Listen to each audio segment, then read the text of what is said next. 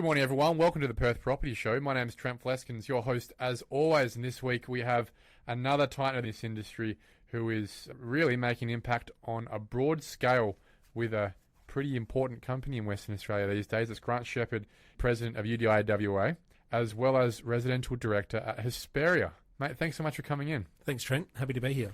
Let's start, if we can, quickly with the most topical thing here. Congratulations on the appointment.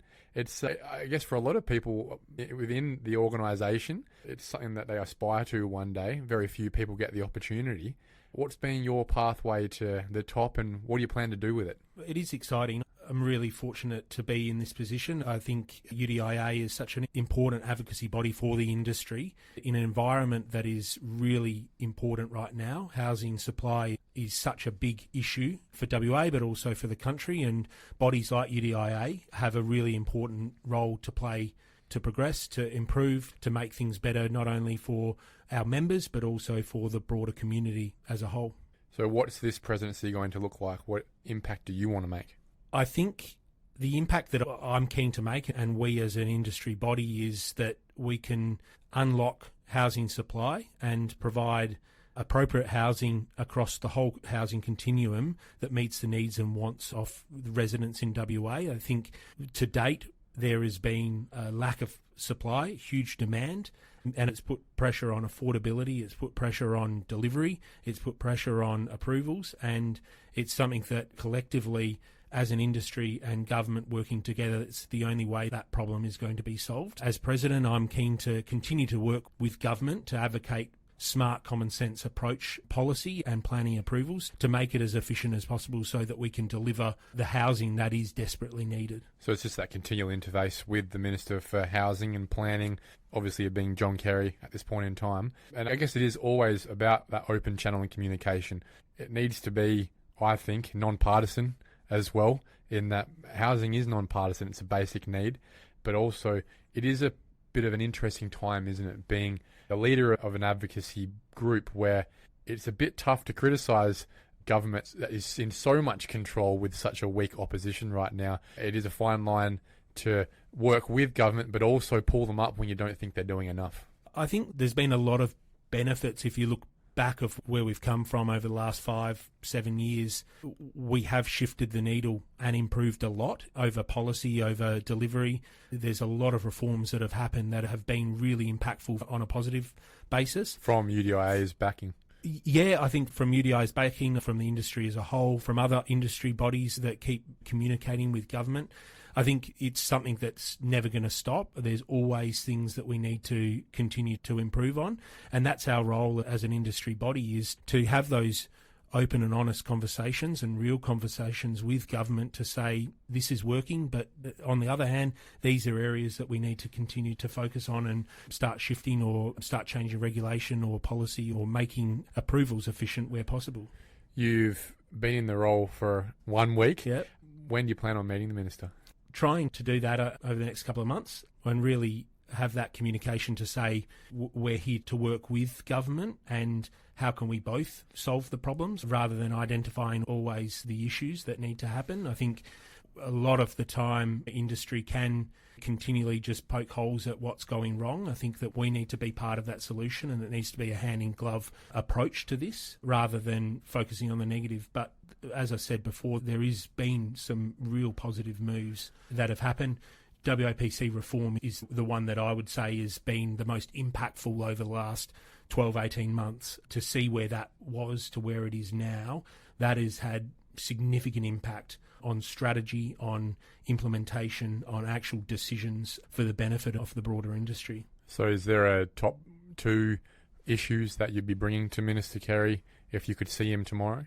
I think it's still trying to simplify the front-end planning. Development applications and the use of SDAU and JDAPs has been fantastic, and I think that's been a journey of refinement over a number of years, and I would advocate for that not to change. That is working really smoothly. Because there are people trying to tear that down. Yeah, and again, I hope that doesn't happen. I would advocate that it is having the intended outcome in a positive way that it was designed for. Agreed. I think the front-end planning is becoming more and more complex. Rezoning land and doing structure plans and the like are becoming longer and more layers upon layers of different approvals, and that's one where we need to try and make that efficient as possible so that we can unlock land as quickly as possible.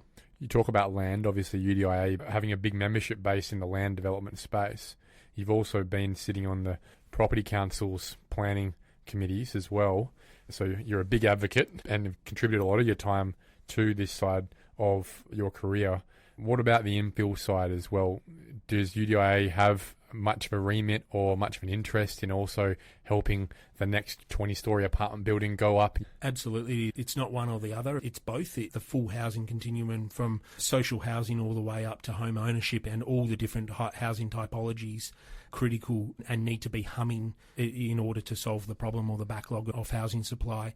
UDIA has evolved from urban development and land, but for quite some time now has been looking at that whole housing continuum. The problem that we have had is that apartments and medium density developments have been really challenging at the moment, so it's put a greater onus on master plan communities and land subdivision to carry that load when the other housing typologies haven't been able to fire as quickly or as well as they could. If we prioritise one over the other, that ability to juggle and carry the load wouldn't be there. As I'm learning, even in my own journey through this podcast and through my career, there is value in land development.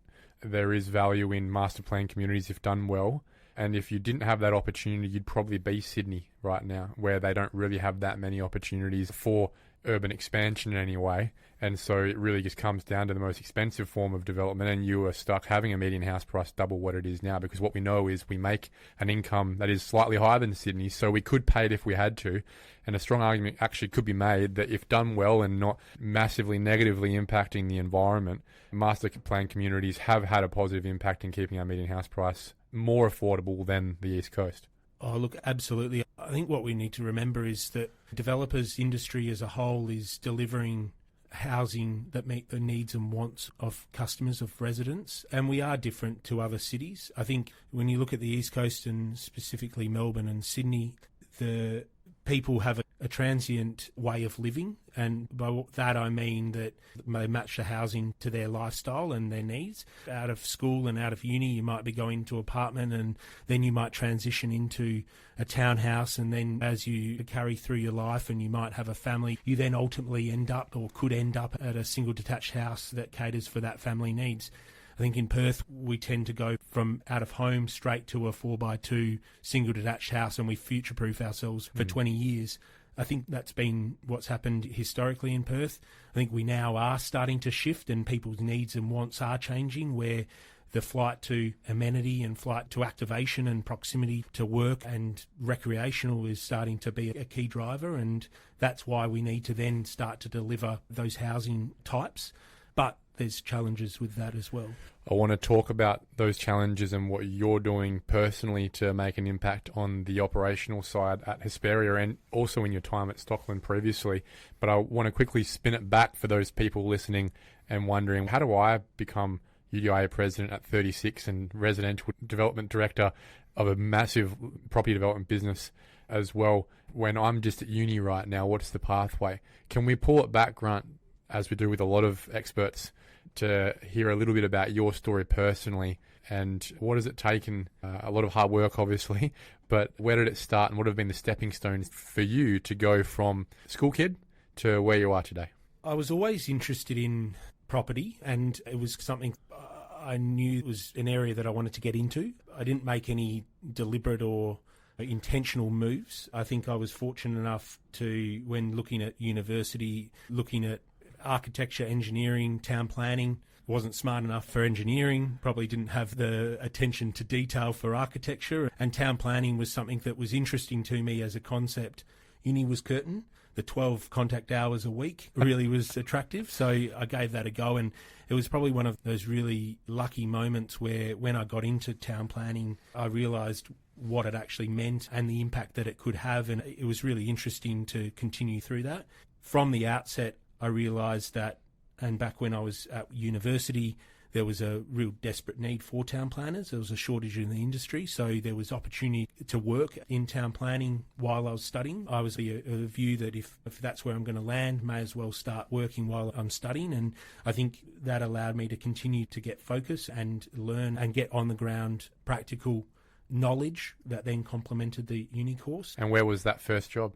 It was at a town planning firm called Dynamic Planning, and I was really lucky to get into that. I learnt a lot about development from the outset, and that really reconfirmed the interest of getting into development. I then moved into state government, Department of Planning, and I was really fortunate enough to work on some really cool state significant projects. So I worked on the early planning phases of Elizabeth Quay and worked with the team to bring that up to the point of construction starting, which then got handed over to at that point, the newly formed MRA. And then also at Department of Planning worked on the Max Light Rail under the previous government. I remember that. Yeah, it was up Fitzgerald Street and connecting the universities, which was a really interesting project. It was not only the transit infrastructure, but also what we were looking at was the land use planning around the stations and around the corridors. Was it something that you thought might get up, or was it simply politics as the reason it didn't, and it was Metronet that won the day? Was there merit in this I think there was project? merit, and I think if you looked at Metronet, the holistic Metronet project, when it was first released in 2016 in the lead up to the 17 election,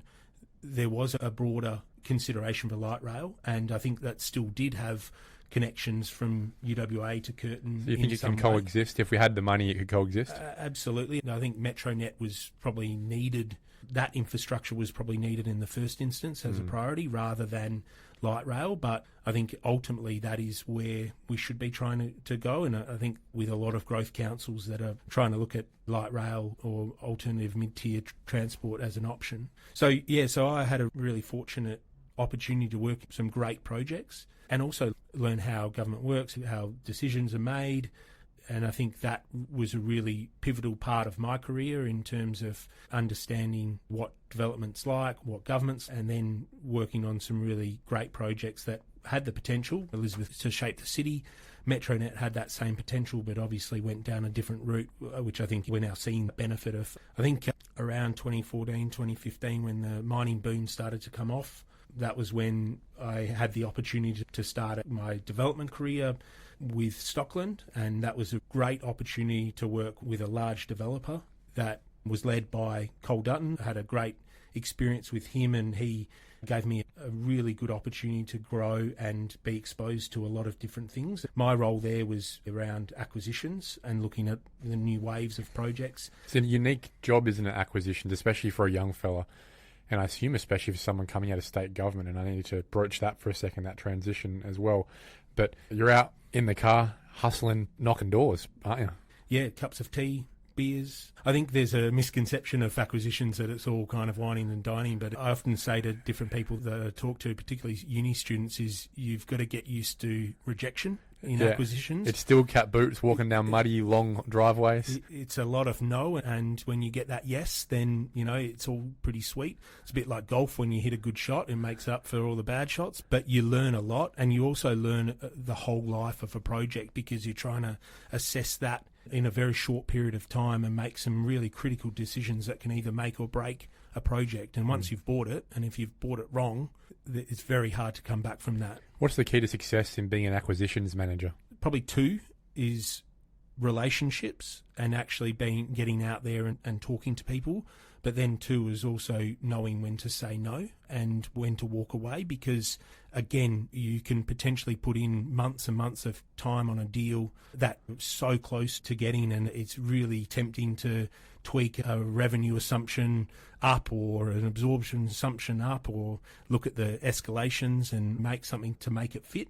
But again, as I said, is if you get those assumptions wrong at the start, then it's very difficult to come back from. It's funny, as a property development business, the value of your business really is the value of your pipeline, but can all come down in a heap with one project that can send you broke. And we've seen a number of developers over the years that have lost it all on one bad development at the wrong time. Yeah, absolutely. It's such a critical thing, and I think that deliver on what you say, whether that's working for a large public listed company and you're dealing with shareholders, or it's a private company where you're dealing with individual investors, you're the protector of their money. You are there to deliver on what you say, whether that's upfront when you're buying and you're saying we can achieve this return. We can justify this square metre rate. Correct. Or in the delivery and actually then delivering on those assumptions. That is such a big thing, and that's something that has been drilled into me. I've had the benefit of working for some really great people.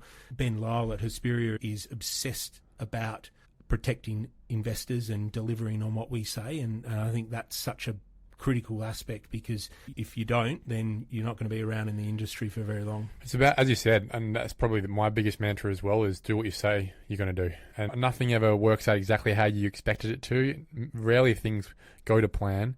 Often it actually works out better than you thought it was going to. But more important to anyone, I think, is just being able to stick to your word and deal with the fires honestly when you need to put them out. You've transitioned there into your role at Hesperia, but I want to quickly bring you back to your transition from working for state government and then going into private business. Most people who get sucked into state government stay in that whirlpool forever. It's a cultural change that's very hard to, I think, get out of. What made you different? Why did you seek opportunities in, I guess, the other side of the coin? I think it came back to I wanted to ultimately end up in development from the early parts of my career. I think there was a natural change where the projects that I was working on at state government were coming to an end. Max Light Rail was starting to slow down, and there was an opportunity at Stockland which I jumped at. Were you nervous at that time in the market? Starting to wind down in Perth, less opportunities with regards to the strength of the market at the time, cushy government job. You ever consider that, or was it, I need to be where I need to be? I think I was probably a bit naive in understanding the wider market at that point, and I think the economics and what was happening in the development industry, I probably wasn't across that as closely as what I should have been or could have been when I was at government. Yeah. So lucky you didn't know. Yeah. So moving into development, I didn't know what I was walking into. But again, you look at pipeline, and you mentioned that before, looking forward, and acquisitions is all about restocking the pipeline. Those types of businesses need to look forward 5+ years and look through cycles to restock and set themselves up for success. Whilst the delivery side of things and the market was starting to soften in 2015, my role was looking through that and trying to set it up for success when the market started to recover. Is there an acquisition you're most proud of that people might recognise that, that's that estate, that's that suburb? I think the ones for Stockland I was really proud of were the medium density project in Glendalough, so Canopy.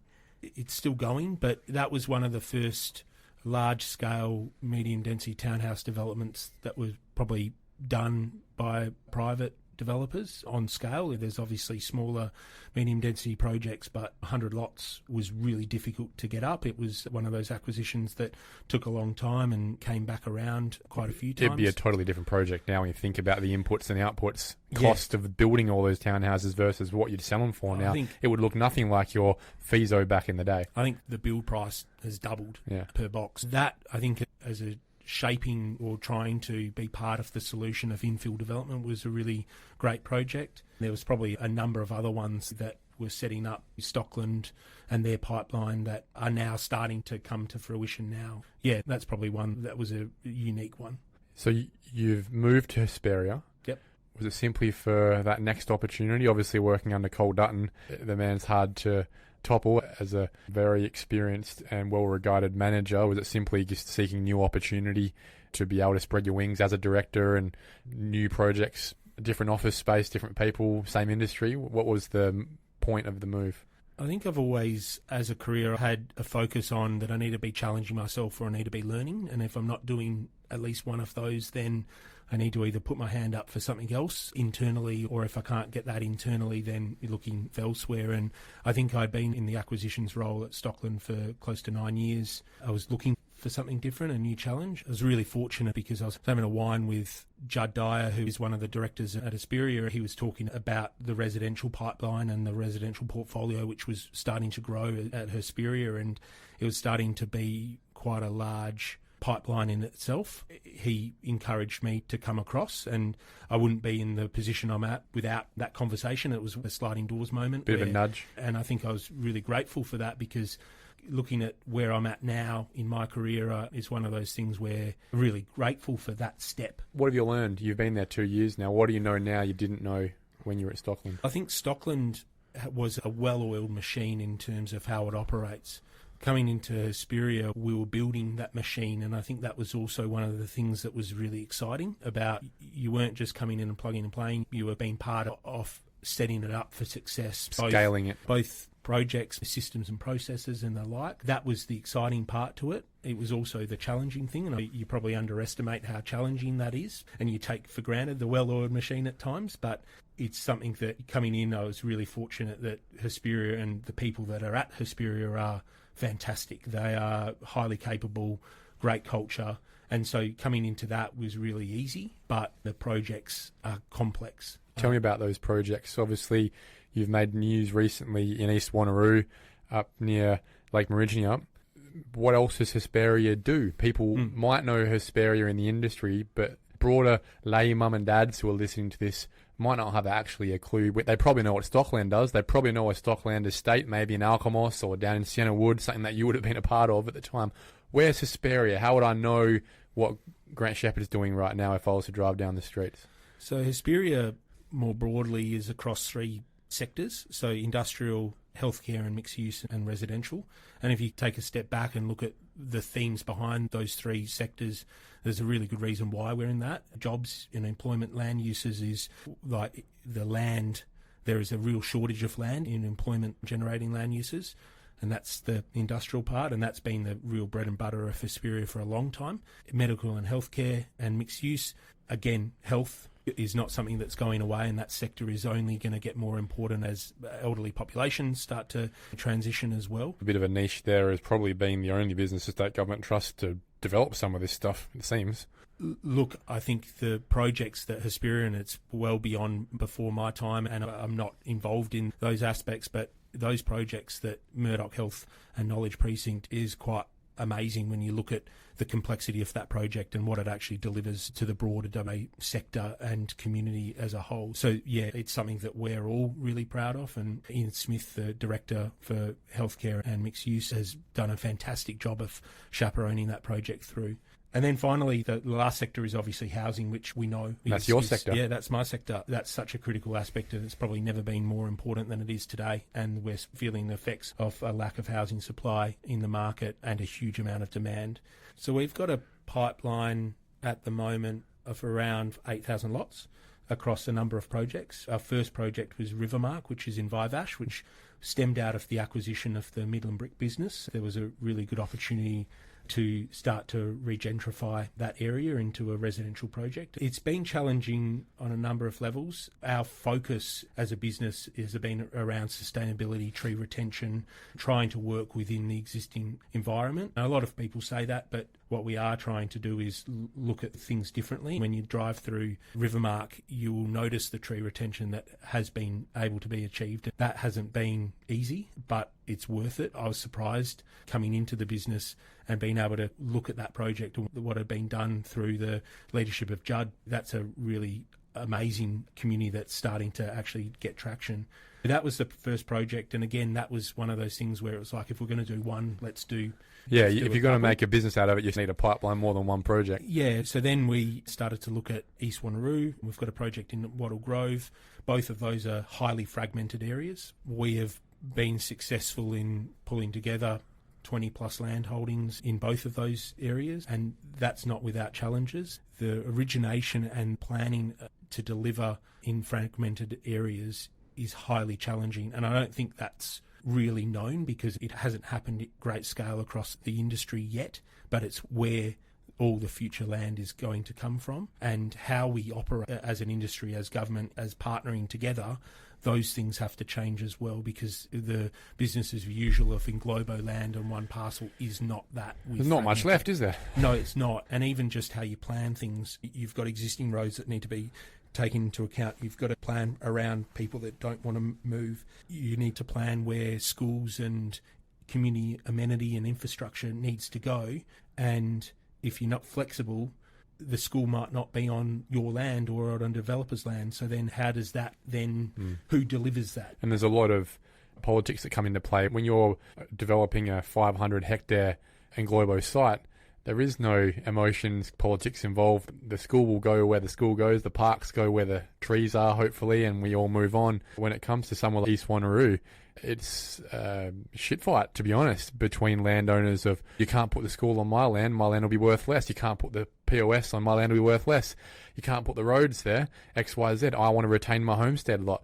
Gone are the days, I think, for the most part, other than, I guess, the Stockland land just north of your Meridian Up Botanic Project there, where it's that easy. And it does take a lot more human capital, in a way, to solve a lot of these problems. And I think that's one of the things that Hesperia has always strived to do, is work on complex projects and work on ones that others may not want to or can't do, or it's too risky. And I think that's not for everyone, and certain businesses, the risk appetite may not be there to do that. Totally understand that. I think it is where we're heading, because when you look at the strategic frameworks of Perth, a lot of the englobo land is gone and the remaining land is heavily fragmented, and that requires a different skill. It requires a different approach to piecing together land, working with different landowners, working with agencies to actually deliver a good outcome. And that's what you want to do, is deliver a really good outcome. If we can dial even further into your East Wanneroo project, it's a great case study, in my opinion, for testing whether or not the state government and its agencies are ready to deliver what it needs to deliver to help the private sector deliver what it's trying to deliver. And what I mean by that is, you can't go and put a master plan community together if you don't have access to sewer and power and drainage and sign-offs on things like bushfire and heritage and all those things that go with it. It seems pretty obvious to me, and I think a lot of people in the industry, that there could be a lot more support given, especially from Western Power and Water Corporation, but more specifically to you guys, Water Corporation, right now, and getting some confidence about being able to deliver on time when it comes to connecting yourself up to sewer. Do you feel like you're getting enough support in that space? Most specifically, there's a wastewater treatment plant. You guys need to be able to sewer the shit where it needs to go at some point in time, to be as frank as possible with it. Is it going to be a problem that flares up soon, or do you have confidence the right people are making the right moves, not only in your development, but this is going to be a theme across a number of developments in East Wanneroo and down further south, Byford, Baldivis, Mundajong areas? It's the same theme every time, and we seem to be knocking our head against the brick wall. I think how we deliver projects and how we unlock housing supply is changing. The way that we did it 10 years ago is not the way that it's unfolding right now. And what I mean by that is the upfront planning is taking a lot longer. The rezoning land is taking a lot longer. From rural to urban deferred. And working through all of those things. The way that it used to operate was, it would be in steps or milestones. Once the land was zoned urban, there would be a gap between urban and structure planning approval. During that period, the strategic planning of the infrastructure would start to kick in. Once it's structure plan approved, the funding would come for that infrastructure, and then it would unlock. The gap between the rezoning is taking a lot longer, and out of necessity, we're bringing forward and running the structure plan as concurrent as possible so that we can deliver and we don't extend out the timeframes or the delays as much as possible. What's happening out of necessity again is that the gap between rezoning and structure planning can be months, if not, like East Wanneroo was, we got rezoning in June and we got structure plan approval in July. That business of usual approach of the timing and the milestones didn't work in that way. That's a local structure plan, but what about a district structure plan? It's not like we've all been surprised that East Wanneroo's come up and that you have been breaking dirt on TV recently. That doesn't happen without a lot of people spending a lot of money publicly and privately on a district structure plan that has been worked on for years. Look, I think coordination of infrastructure and planning and environment needs to happen in a better way and a lot earlier. We as an industry have been advocating for that for a while, and I think we're now starting to see the effects of that approach that isn't a coordinated strategy. And I think that comes back to making sure that there is collaboration both across government agencies but also with the development industry to make sure that they understand where we're coming from and what we're doing, as well as understanding both what agencies and government decisions that are being made to look at the strategic planning as a whole. We have a strategy, that's Perth and Peel at 3.5. That's been in place since 2018. That outlines the strategic growth footprint of the infrastructure Perth. needs. And things need to happen from that. And the point I'm making is a great example is you just have to look to Henley Brook right now to see what the risk is for East Wanneroo. Henley Brook has, I'd say, over 1,000 people living there already now. Still has no sewer connection to a pumping station a suburb and a half away. Why? Because the state government and its agencies, more importantly its agencies, didn't do the hard work early enough to push the businesses quick enough involved in that to get those pipes extended to a point where now we have poo trucks, tankering trucks for those listening, pumping out sewerage from down the road within suburbs on a daily basis. Now that's not strategic planning, is it, Grant? That's a failure of the system. I'd expect you wouldn't want the same outcome, and the rest of the developers at East Wanneroo wouldn't want the same outcome in East Wanneroo around pristine conservation lakes. No, absolutely not. And I think that's where you need funding, and then there's also the planning side of things. Credit where credit's due. I think the Housing Enabling Infrastructure Fund that government released or announced last year, the $400 million, that is to unlock power, water, sewer infrastructure that is needed as a top-up to those agencies in the budget. I think that is one of the first supply-side policies that actually unlock housing, and I think that is a really good initiative. The money's there. It's just then about going, how can we implement it? Yeah, so I think, again, this is not a problem that one agency or one industry needs to solve it. It's everyone that works together, I think. And in a fragmented space where the wastewater treatment plant, for example, or the school, whatever it is, on one guy's land that isn't owned by the developer at this point in time, that causes big issues and big risks to a master plan community, doesn't it? It does, and that's why I was saying the way that we did things in the past has to change, because fragmented land and how you deliver the required infrastructure needs and community needs for those areas is not going to be as simple as a developer handing it over. Do we need compulsory acquisition of land to be able to provide services for 50,000 people? I think that there's already powers that exist not being used in time, or not proactively looking at it, that the need is there, and how do we get out of the weeds and elevate ourselves up to 30,000 feet in a helicopter and look ahead at what's coming. And I think strategic planning is something that we all need to keep having an eye on whilst trying to unlock the backlog of supply, of infrastructure, of the needs. If John Kerry was to call you right now and say, "Oh, Grant, you're the president now, I'm going to give you 3 magic wishes that I'll do them straight away to help make your job as a deliverer of housing easier," what will those wishes be at any cost?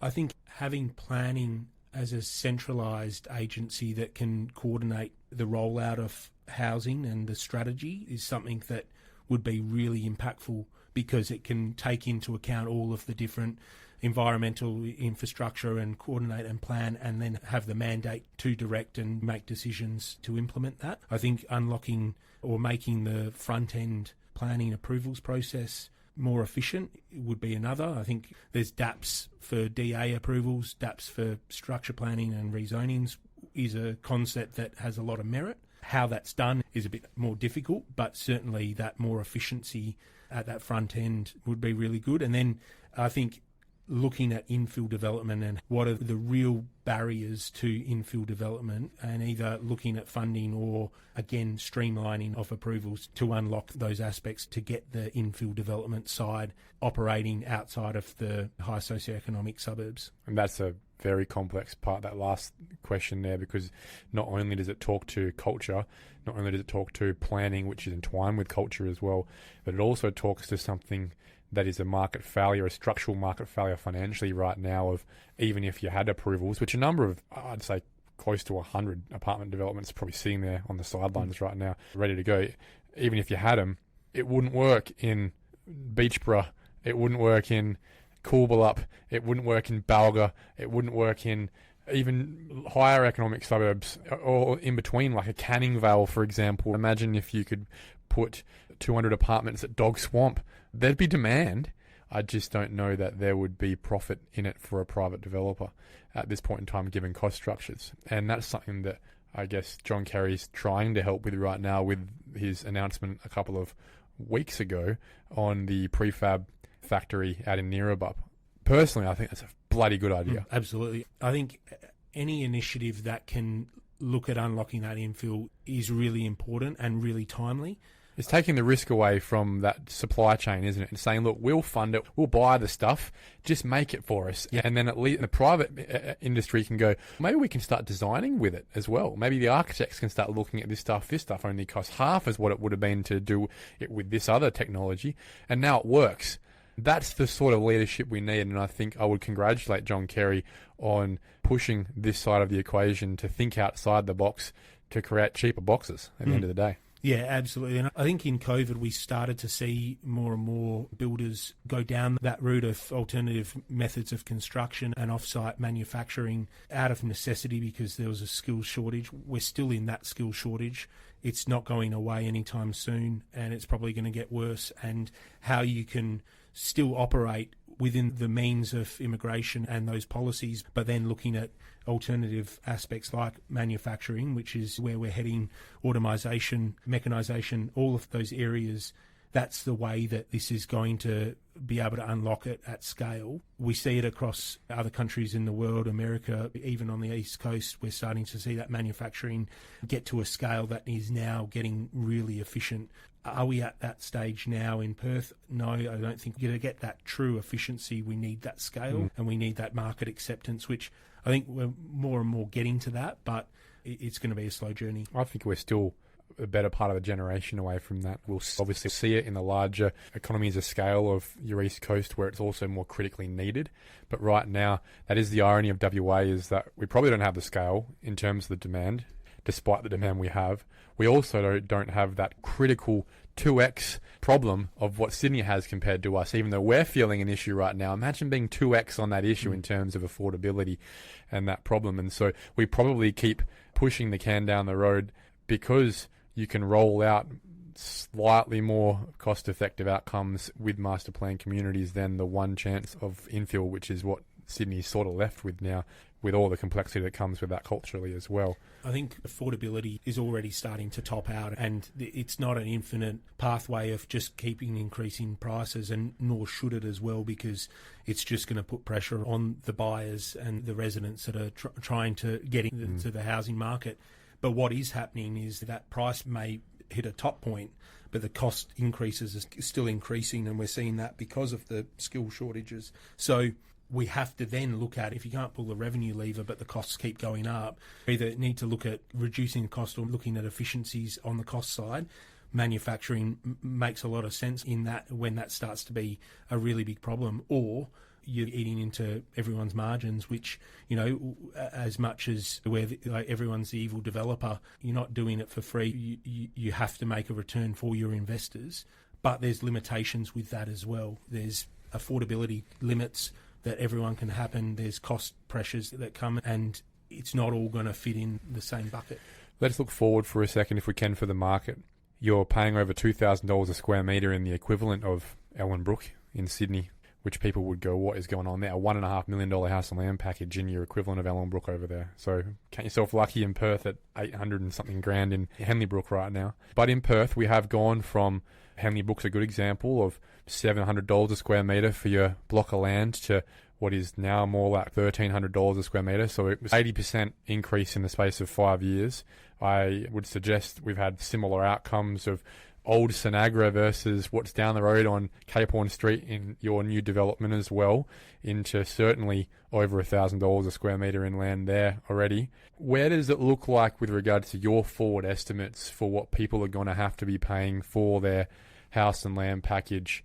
Is there a time this decade where it's probably $1 million for your house and land package in East Wanneroo, for example, before 2030? Do you think the market goes that way, both based on cost factors but also sustained demand factors? So I guess this really talks to your overall view on where the market goes. I think the market's got a ways to go, and it's compounded by the sustained level of population growth that we continue to have. And when you look at that coupled with the infrastructure investment, both on the private side, with resources, but then also on the public side, and you look at Westport and AUKUS and other existing infrastructure projects that are already committed. So that is not going to slow down anytime soon. So in terms of demand, I think demand has quite a long ways to go because we're just trying to fill the backlog of houses. We're not hitting our national accord targets. We're not hitting that. That's not even scratching the surface of what we actually need, to be honest. Yeah, correct. And so every time we don't hit that, we have to add it on to the next year, and the backlog is just getting bigger and bigger. In terms of price points, I hope it doesn't get to $1 million because I think that creates a huge problem for the residents of Perth, with young people, and it makes it even more difficult to get into the property market. That coupled with that we don't have that infill product and the apartment product humming as well. So if we did, then it might have shifted people to say, oh, we can't afford a single detached house, let's look at an apartment as an alternative. So it may dilute some of that demand. Yeah. And when you look at, on the East Coast, the gap between median house price and a median unit price is quite decent. So what that means is that it pushes people to consider alternative products. Historically, Perth, the median house price and the median unit price has not been that far off. So everyone then takes the chance to get into buying land. We don't have that median, the supply on the apartment side in great numbers. It will take a while to come back. Well, it's probably still 2, 3, 4 years away when you think about it. Yeah. As I said, the house and land space is doing the heavy lifting right now. If the apartment space was viable, we're definitely not getting the demand in the house and land space as we would right now, because it would just be spread across viable apartment buildings in areas people would probably rather live. Correct. So right now there probably is an over-exaggeration of demand on house and land simply because it's all that can be offered right now. And so you then go, okay, then if you then do dilute that somewhat, maybe 25% of it into apartments, what does that do? But the question you have to have before that is, when will that be? And if I think about what's going up right now, nearly nothing is being developed in the apartment space right now other than Finbar's Bel Air. Celsius is not cheap, but not expensive in terms of price point, Alma Square. A couple of other developments around town that aren't scratching the surface. What's left that's trying to get off the ground? Nothing. There's no cranes in the sky. So what happens this decade to 2030 to really fix that? Nothing. Which then puts the pressure on the land market to take the load because the demand isn't going anywhere. And it's the path of least resistance. It's the one thing that can get up right now. Yeah. So there's an awkward pause there in a way. Look, I think it's almost a bit of a wicked problem because whilst demand is great and you'd rather be selling things and rather be busy in all of this, the problem is really difficult because you're talking about not having enough housing to house people in and it's uncomfortable, isn't it? Being in the position of being the supplier of that, it's the best position you want to be in, to know that you're going to do work that people are going to want. That's what you ultimately want to de-risk in property development in general. But it's so uncomfortable to just continue to spectate and watch it from, as just a citizen of Western Australia, watching it get so much more expensive every year, even though we are doing everything we can to try and bring the supply on at the same time. It's weird, isn't it? Absolutely. We are a boom bust. We're a cyclical market which comes and goes, and we have not uninvented the cycle, but this cycle is unique in its own standing that we haven't seen before, based on the sheer level of demand and the lack of supply. And that's the problem that we need to solve quickly. Otherwise, it just continues to keep going. And I think if there's a view that, let's just wait till the market softens to take the pressure off, that market has still got a bit to go. And the backlog of demand is still there. So that softening of the market isn't the saving grace that some may hope for. Last question, more a personal question if I can. What are you excited for 2026? I'll give a personal one and a professional one. Professional, I'm really excited about continuing to work with the residential team at Hesperia to unlock our projects. We've got a number of projects that are in planning phase. The most complex part of the project is the front end, and that's sometimes you're pulling your hair out, but we're starting to see the dividends of some really hard work. And I think as a team, we're aiming to launch another project in 2026, one more project in 2027 and 2028. So the pipeline of our residential portfolio is starting to come to fruition, which is really great to see after a lot of hard work by the team. Personally, I've got 2 young kids and a dedicated wife. Love seeing them grow. My daughter's going to full-time school next year, so that's going to be great. I think that will take the pressure off everyone, and also really looking forward to seeing them continue to grow, as I know that you would as well with a young baby. I think these, as much as you're busy with everything that you do and you're passionate and driven to succeed in your career, the only thing that you do it for is for your family and the ones that you love. So that's what I'm looking forward to. Grant Shepherd, Residential Director at Hesperia and President of UDIA WA. Congratulations again, mate, and thank you so much for a very insightful, candid conversation. A lot of people will enjoy listening to this, and a lot of people would have gained a bit of confidence about your views on the market, but also their ability to maybe one day emulate your career as well. Thank you very much.